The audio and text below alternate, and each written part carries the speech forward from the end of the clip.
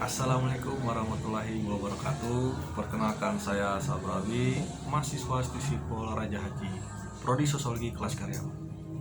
Kali ini saya akan mempresentasikan tentang kewirausahaan.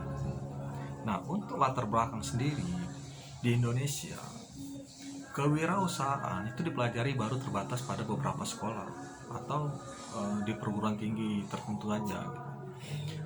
Dan ini juga sejalan dengan perkembangan dan tantangan seperti adanya krisis ekonomi. Nah, pemahaman kewirausahaan baik melalui pendidikan formal maupun pelatihan-pelatihan di segala lapisan masyarakat. Kewirausahaan menjadi berkembang. Padahal di Indonesia saat ini banyak sekali wirausahawan sukses dan membantu pemerintah dalam perluas usaha, membuka lapangan kerja baru, dan mengurangi risiko. Nah, sekarang kita lihat perumusan masalah. Ada definisi dari wirausaha, terus ada prasyarat wirausaha, terus apakah tujuan dari wirausaha, terus ciri-cirinya apa, tuh bagaimana watak wirausaha, terus kontribusi kewirausahaan terhadap perekonomian Indonesia saat ini gimana, terus apa saja ruang lingkupnya, terus bagaimana perkembangan atau keberhasilan dari kegagalan kewirausahaan. Kita coba untuk yang pertama, yaitu definisi wirausaha. Nah, dalam lampiran keputusan Menteri Koperasi dan Pembinaan Pengusaha Kecil itu nomor 961 ya, Cap keputusan Menteri ya 11 tahun 1995 ya, itu dicantumkan bahwa wirausaha adalah orang yang mampu mempunyai semangat, sikap, perilaku, dan kemampuan kewirausahaan. Jadi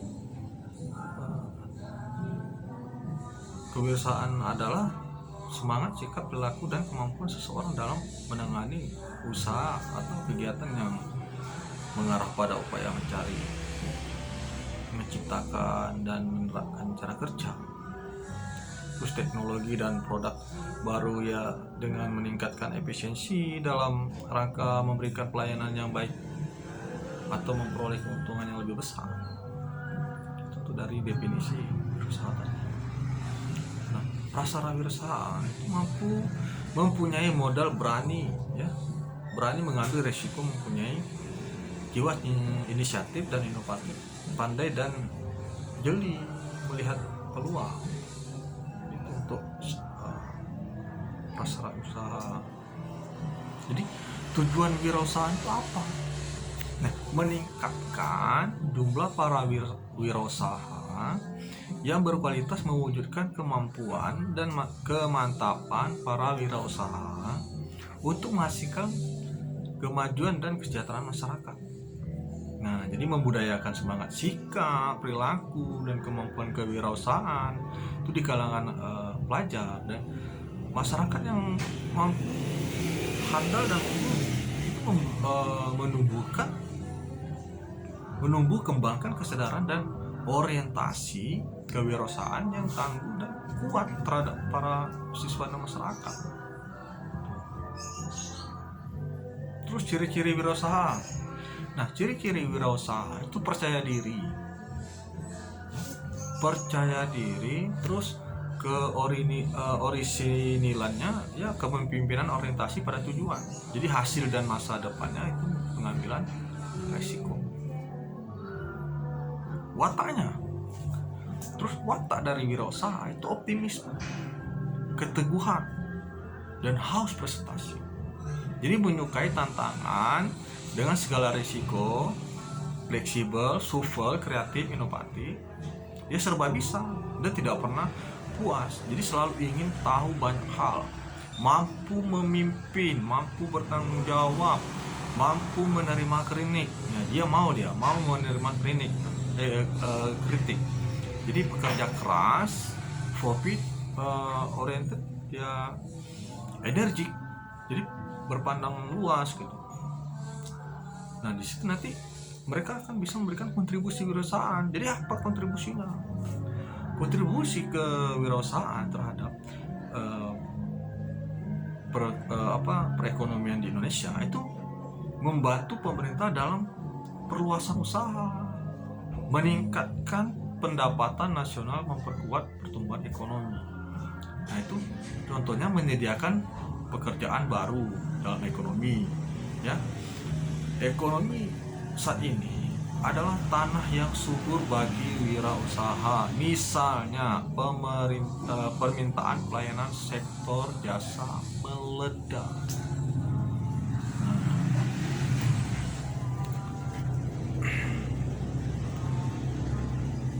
Jadi lanjutan untuk meningkatkan produktivitasnya, ya, kemampuan untuk menghasilkan lebih banyak barang dan jasa dengan tingkat atau input lain yang lebih sedikit, menciptakan teknologi, produk dan jasa baru, komputer digital, mesin fotokopi, laser, power steering. Itu untuk lanjutan meningkatkan produktivitasnya. Bagaimana dengan ruang lingkupnya? Untuk ruang lingkup kewirausahaan sendiri itu pertama ada lapangan agraris, ya, itu pertanian, perkebunan, dan kehutanan. Nah, kalau untuk lapangan perikanan, pemeliharaan ikan, penetasan ikan, makanan ikan, ya, pengangkutan ikan. Kalau untuk lapangan peternakan, ada seperti bangsa burung atau unggas atau hewan yang menyusui. Nah, kalau untuk lanjutan lapangan di perindustrian atau kerajinan, misalnya industri besar, industri menengah, industri kecil, jadi pengrajin, atau untuk lapangan kerja dan energi, lapangan perdagangan, jadi sebagai perdagangan besar, sebagai perdagangan menengah, kecil. Nah, kalau pemberi jasa sebagai pedagang perantara, sebagai pemberi kredit atau perbankan, sebagai kalau pengusaha angkutan, ya sebagai pengusaha hotel dan restoran. Nah, untuk keberhasilan dan kegagalan kewirausahaan sendiri bagaimana? Ya, keberhasilan kewirausahaan itu ya kerja keras, ya kerjasama dengan orang lain, dan terus berpenampilan yang baik, yakin. Kalau kita tidak yakin, ya nggak bisa. Ya, jadi kita harus pandai membuat keputusan, mau menambah pengetahuan. Kalau kita tak pandai-pandai, ya nggak bisa berhasil kita. Jadi kita harus pandai berkomunikasi. Itu. Nah, kalau untuk kegagalan kewirausahaan sendiri, ya kurangnya ya dana untuk modal, biasanya gitu. Jadi kurangnya pengalaman dalam bidang bisnis, terus tidak ada perencanaan yang tepat dan matang gitu. Kadang tidak cocok minat terhadap bidang usaha yang sedang diteliti. Jadi kesimpulannya, kewirausahaan yang mempunyai peran yang strategis dalam pembangunan.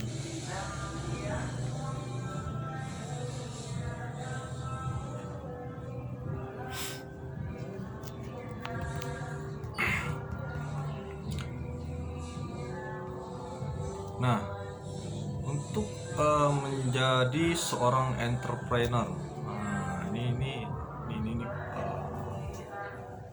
penting. Apa sih entrepreneur itu?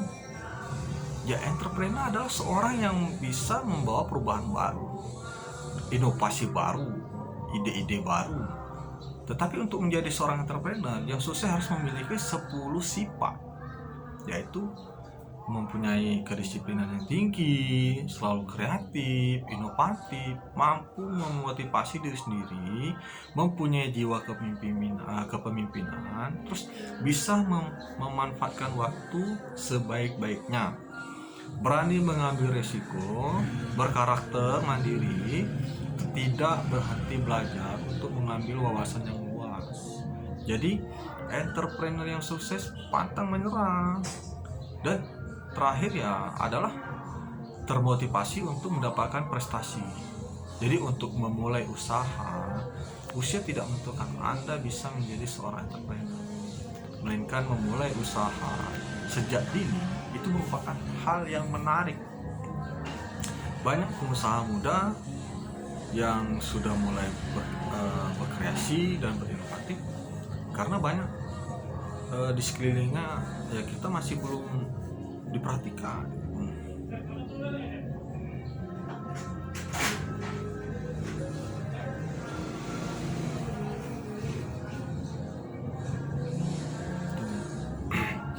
Jadi ya sebuah masalah dan tekanan bukanlah hal yang harus dihindari, melainkan kita harus mencari solusinya. Karena solusi tersebut bisa digunakan untuk membuat usaha baru atau suatu ide yang menarik untuk diberikan kepada masyarakat.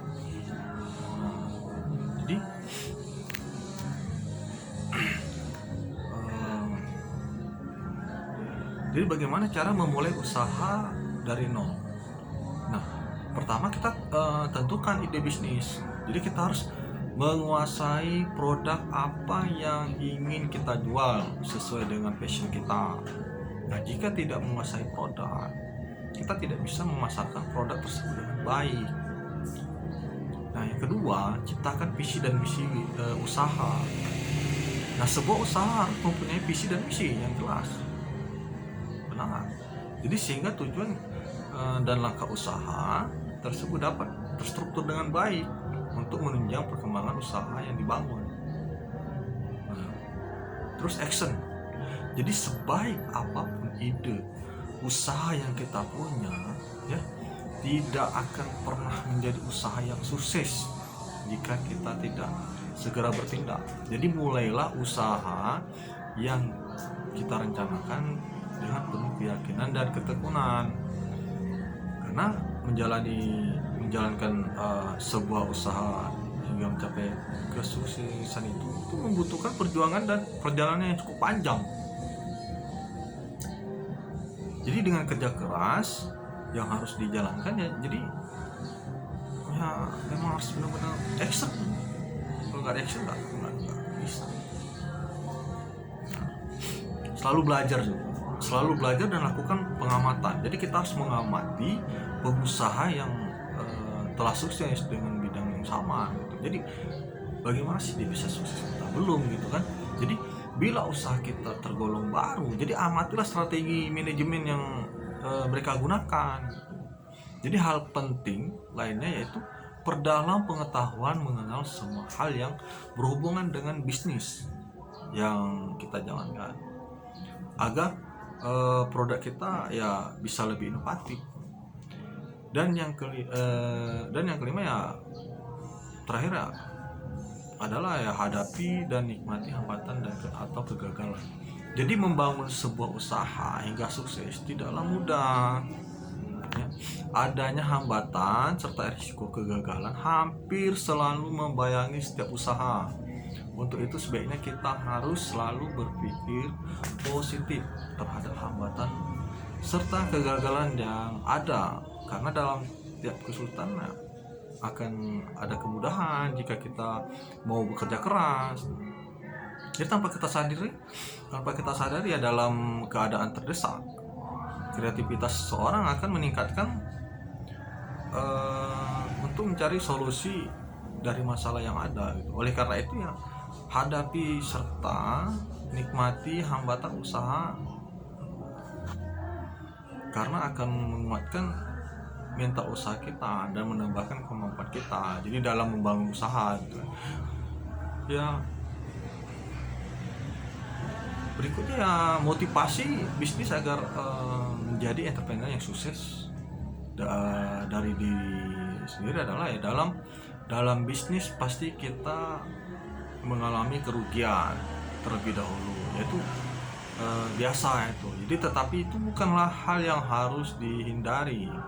Jadi kita harus tetap menjalani bisnis kita sesuai dengan passion yang kita miliki, agar kita tidak mengejar uang, melainkan uanglah yang mengejar kita. Nah, sampai di sinilah presentasi yang saya berikan. Semoga bermanfaat untuk kita semua. Assalamualaikum warahmatullahi wabarakatuh.